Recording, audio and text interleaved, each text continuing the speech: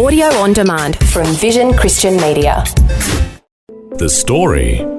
I could not know about a father's love because later on when I believe in God, they say, imagine him. He's just like your father, kind and protective. But I have never had the experience of being wanted. G'day, I'm Jimmy Colfax. Welcome to The Story. Well, Amy Ko was born in Singapore and was given up for adoption a few weeks after she was born. She later found out that her adoptive father never really wanted her. She says, "I've experienced pain in my life and I wasn't able to trust anyone." Today, Amy will share her story and the miraculous ways God has shown himself to be fully worthy of her trust, especially after the doctors told her she only had months to live. Amy Ko is chatting with Eric Scatterbo. Amy Ko, welcome to the program. Hello. Glad to have you with us, and thank you for joining us from your home in Perth. But you were not born in Perth. You were born in Singapore, is that right? Correct. And please tell us what happened shortly after you were born in Singapore. When I was about 25 days old, I was given up for adoption. Mm-hmm. And this was instigated by my paternal grandmother, who said that not to have too many females in the family. Yeah, that's so interesting. So in the culture, the Chinese heritage culture in Singapore, the paternal grandmother had enough power to tell her sons to give up one of their children for adoption. Is that right? Yes, because they believe in filial piety. What is that? You honor your country and your parents. Mm-hmm. And so your mother was forced to give you up by her mother-in-law. Yes, that's right. And much later, I found out that the adopted parents only my adopted mother wanted me and not my adopted father, mm-hmm. because they already have their own biological son. And that explained, but much later when I knew about that explained why I always feel that preference treatment is given to my brother, my adopted brother, and not me. And it's very hurtful. And that's why I could not know about a father's love. Because later on, when I was believe in God, they say, imagine him. He's just like your father, mm-hmm. kind and protective. But I have never had the experience of being wanted. Wow. I mean, already we're hearing at such a young age, you had this theme of rejection. First, your parents put you up for adoption. Then, a kind of a worst case scenario, the adopted mother who wanted you passed away, and you were left to live with the adopted father who really didn't want you. So again, a feeling of rejection. Is that kind of the theme in your early years of your life? Yes. And that's why I have been seeking for hope in something higher, something better. Mm-hmm. And that's why it leads me to many exploration of different beliefs. I just attend because I just thought, there must be something that can fill me, because I do feel that I am empty, that I wanted something. And later on, when I was, I think, in my 20s, I do meet Christian people who bring me to church. But at that time, I still don't find an answer, because I look at the people and I find that I don't see Christ in them. Mm-hmm. And I think that also made me highly critical. Mm-hmm. And actually, it's much to my own disadvantage to look at people, but then again, nobody come and tell me that you should focus on God and not on people. And it took me until I'm 34 I become a Roman Catholic. That's when you were baptized? Yes, I was baptized. Now, would you say you were devout, or what level was your devotion at that point in your life? Just to obey, follow all the rules.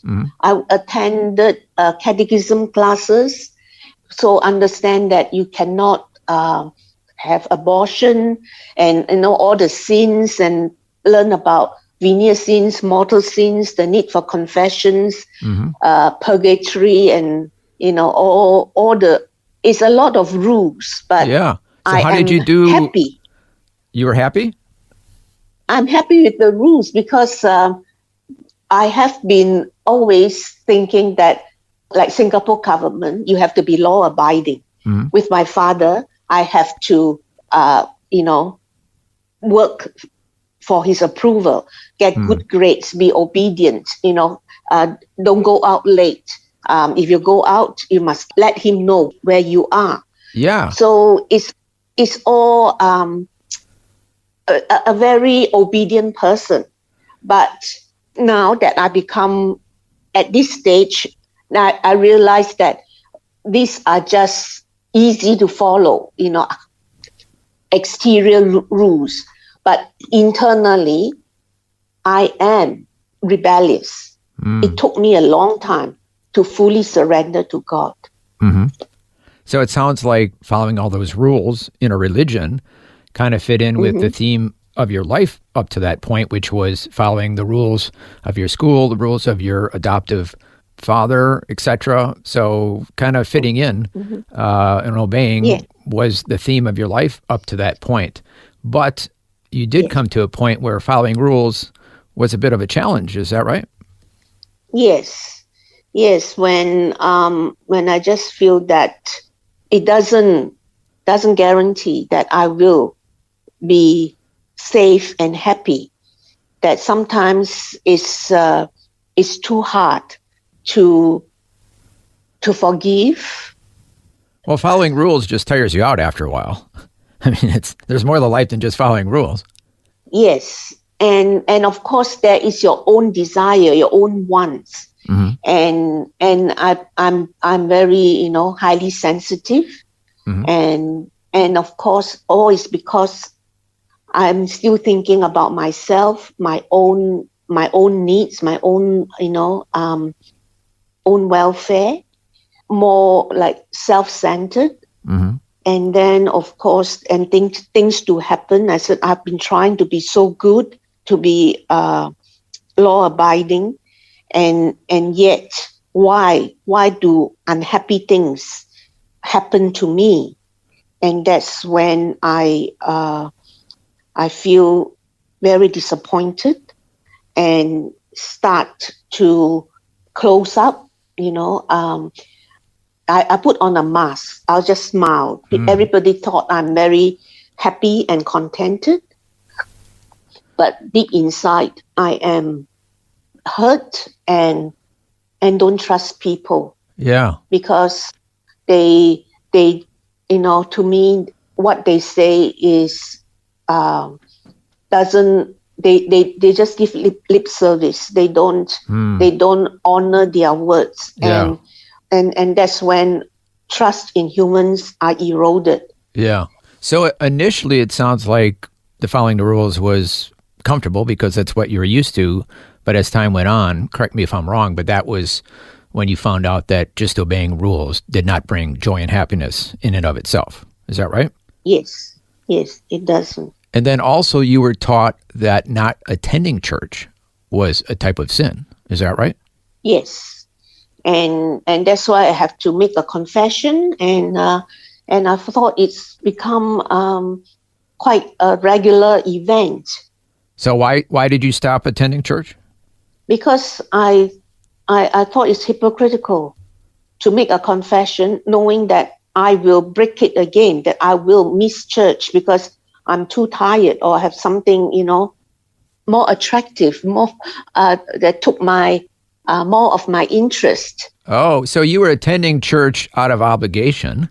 Yes. To follow the rules, but not because you really wanted to. But then when you didn't go to church, then you were told it was a sin, but you could take care of that sin by confessing it. But you had no intention to change the way you were living as far as going to church was concerned. Is that right? That's right. And after kind of a that, vicious circle you got yourself in. Yes. So after that, I just thought, I don't want, I feel that I think I did have that bit of conviction that is hypocritical. Mm-hmm. So I stopped attending the Roman Catholic services. You're listening to The Story.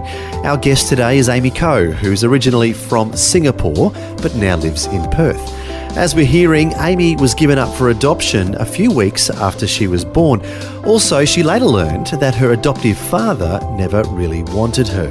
These and other experiences had led her to have a lifelong feeling of rejection. However, we'll hear how God begins to heal her wounds and how Amy was reunited with her birth mother when we return. If this program has highlighted something you'd like prayer for, we'd love to pray for you. Call 1-800-PRAY-FOR-ME. That's 1-800-772-936. It's a free call. Or text 0401 132 888.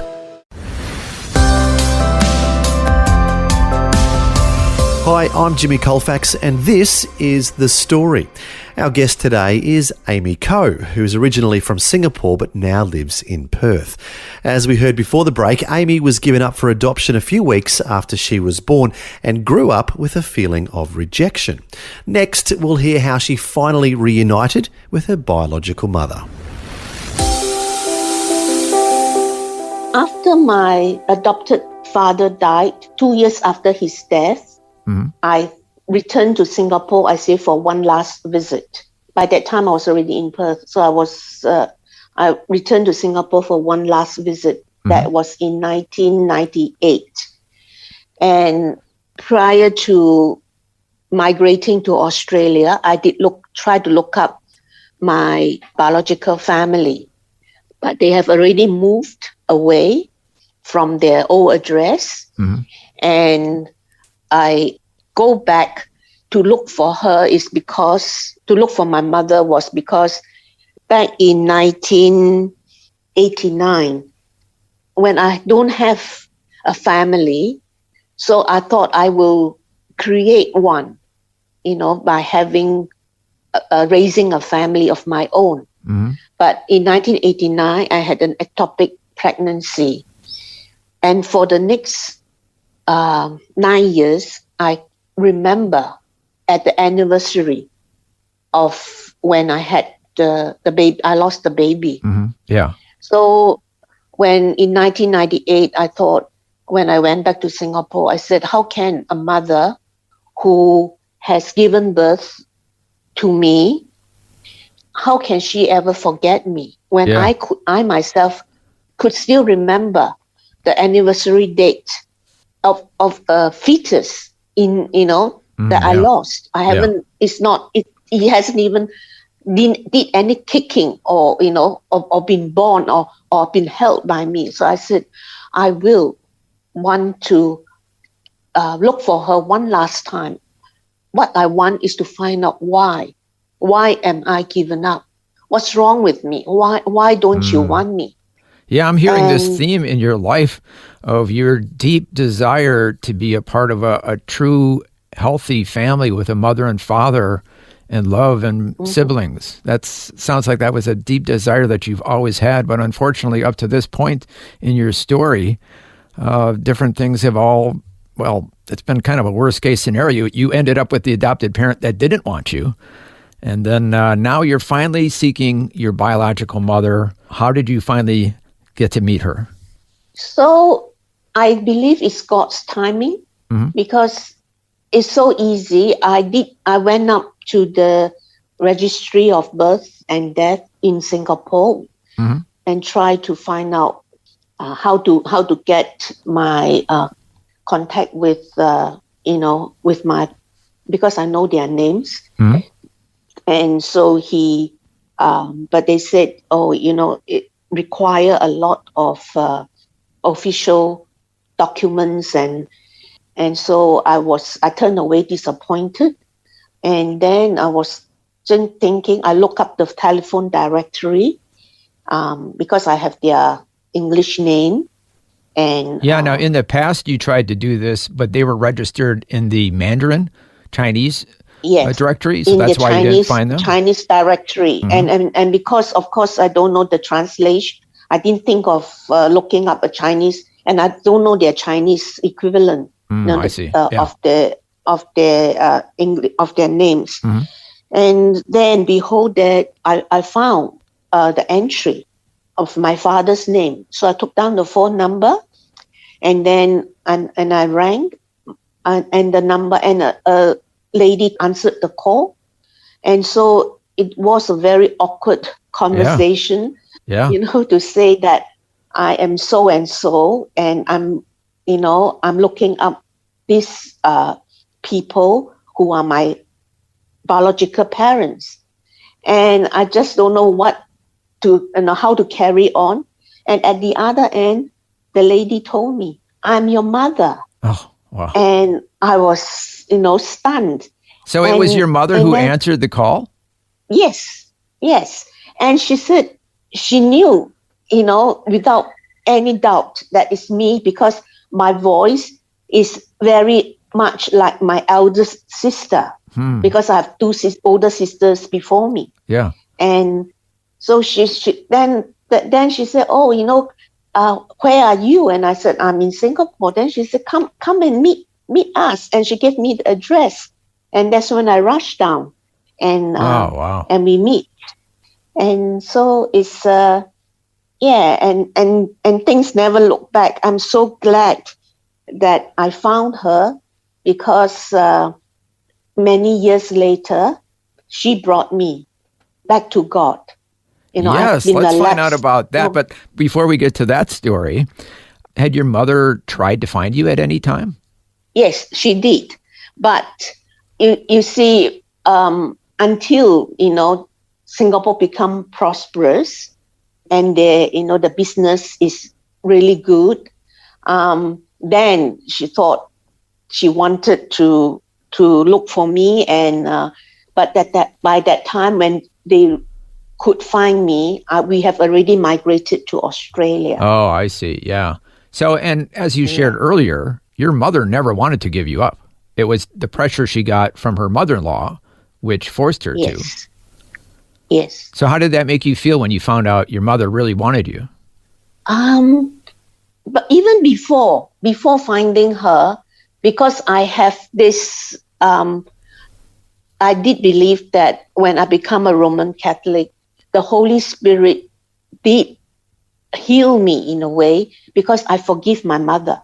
Before that, I was very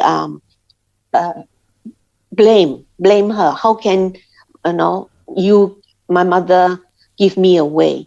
Yeah. But by the time when I was looking for her, I just want an answer of why I was given away. But there was no more resentment.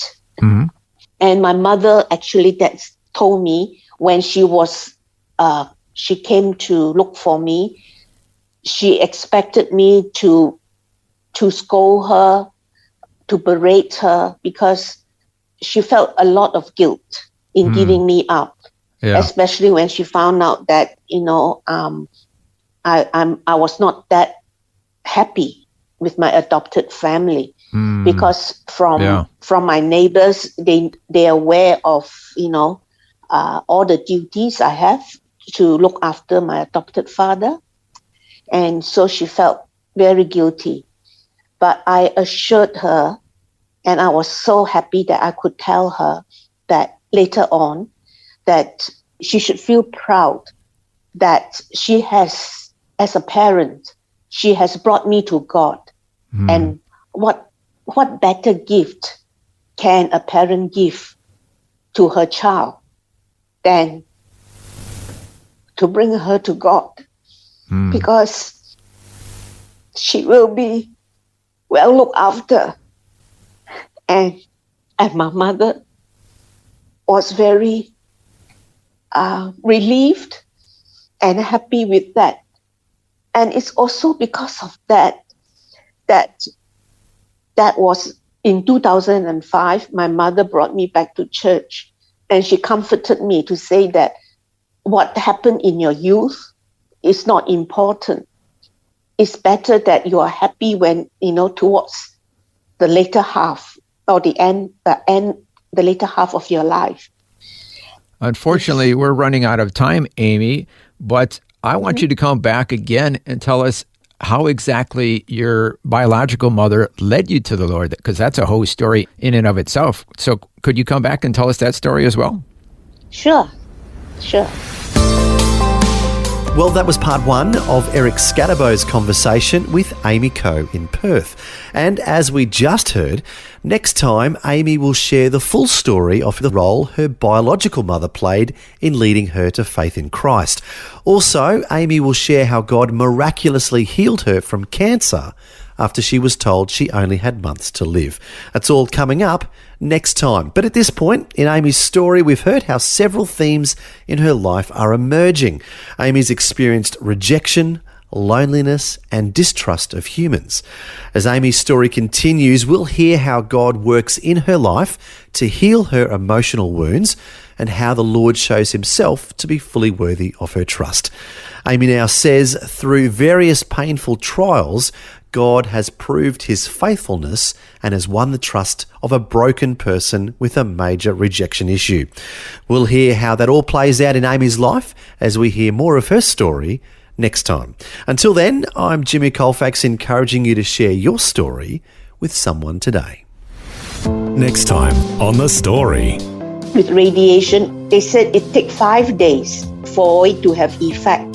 So I started treatment on a Monday. By Saturday morning, I feel something was different. And the thought came that when these professionals, these doctors, declare that it's incurable, then God stepped in and made the radiation work. Amy Coe was given up for adoption a few weeks after she was born, and she later learned that her adoptive father never really wanted her.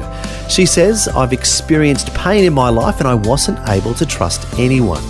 We'll hear how God has shown himself to be fully worthy of her trust, especially after she was healed from cancer. That's all coming up next time. The Story. Just another way Vision is connecting faith to life. Thanks for taking time to listen to this audio on demand from Vision Christian Media. To find out more about us, go to vision.org.au.